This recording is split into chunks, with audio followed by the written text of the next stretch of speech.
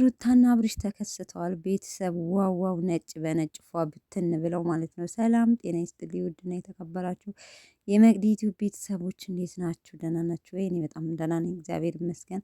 ባላችሁበት ሰላማችሁ ብዝት ይበልልኝ። ግሬሶች ተከስተዋል፣ አብርሽና ሩታ ማለት ነው። ምሽት አዲስ ነገር በአዲስ ነገር አዲስ ነገር ምን ይሆናል ብላችሁ ትገምታላችሁ? ቤተሰብ ማለት ነው። እንግዲህ አዲስ ነገር አለ። ምሽት 1 ሰዓት ጠብቁን ብለዋል ማለት ነው።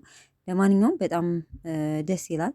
ሁላችንም ደስ እንደሚለን እርግጠኛ ነኝ። ምክንያቱም ያው ሩታም ስታለቅስ ነበር፣ አብርሽም እንደየው ከፍቅር ጋር ያለው ሪሌሽን ተመለሰ ብለን ብዙዎቻችን ስንምታታ ነበረ።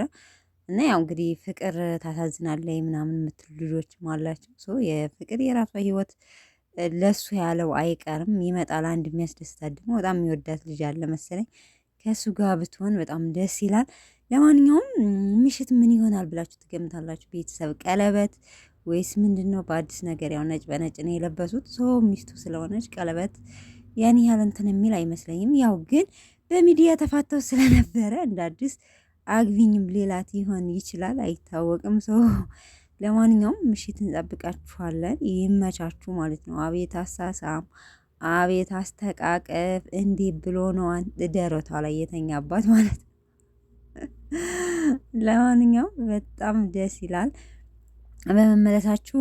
ተመልካችን በጣም ደስ ብሎታል ማለት ነው። እንኳን ተመለሳችሁልን ግሬሶች ማለት ነው። እንግዲህ ሩታዬ እንኳን ደስ አለሽ፣ አብረሽም እንኳን ደስ አለ። ዙሮ አብራችሁ ስትሆኑ ነው ደስ የምትሉት ማለት ነው። ቀጥሉበት። እርግጠኛ ነኝ ከተወሰነ ጊዜ በኋላ ሌላ ድራማም እንደሚፈጠር ምንም ጥርጥር የለውም። ምክንያቱም ሌላ የሆነ ነገር እንትን ካላለ እይታም ስለሚቀዘቅዝ አዳዲስ አይዲያ ካልፈጠራችሁ ያው ብቻ አላቅም እንደዛ የሚሆን ይመስለኛል።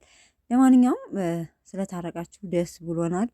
ሩታና አብርሽ ማለት ነው። ይመቻችሁ። እንግዲህ ምሽት እንጠብቃለን። ቤተሰብ ምን እንደሆነ ሰርፕራይዙ ማለት ነው። 1 ሰዓት ላይ ጠብቁ ተብለናል፣ እንጠብቃለን። እስከዛ ድረስ መልካም ምሽት ያለው ቤተሰብ ባላችሁበት ሰላማችሁ ብዝት ይበልልኝ። ባይ ባይ።